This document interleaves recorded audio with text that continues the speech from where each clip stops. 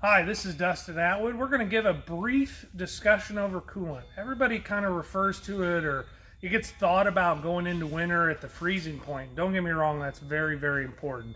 It's always a good time to check it. But right now, the cooling system is kind of at a point that there's not a lot of load on it. It's not super hot out today, but it's going to be very, very soon. And you don't want to get in a situation where you find that out on a 110-degree day sitting in gridlock somewhere, and then you know that, hey, we were low on coolant, it wasn't up to par, it wasn't the right mix, it wasn't the right formula. There's a lot more that goes into it than what used to.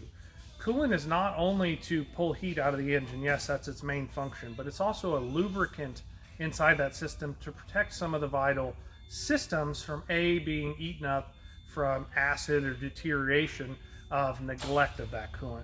So you need to check it once in a while. You need to have the right mix.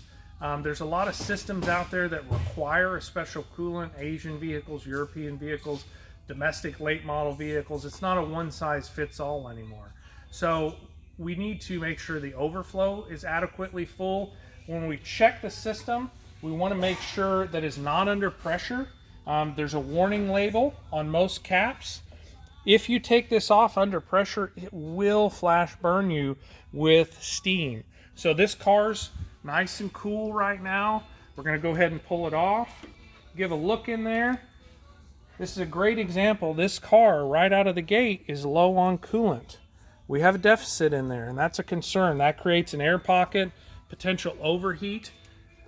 At the time that this video is being made, we're dealing with a lot of high-end, high-performance technology in all of your passenger cars that you have out there. The one thing that they will not tolerate is being overheated. So we want to make sure that when we bring a car in, no matter what it's here for, we do a vitals inspection. And an inspection of the coolant is very, very important in a safe manner so nobody gets burnt. If you're comfortable doing it, that's great. Please take this advice. Give it a check at least once a week until you know that this system's in good shape. After that, you can go to every other week and maybe even once a month. If you're not comfortable doing that, find a trusted service center that you believe in. They'll share the information, and then you can be an informed consumer from that point forward.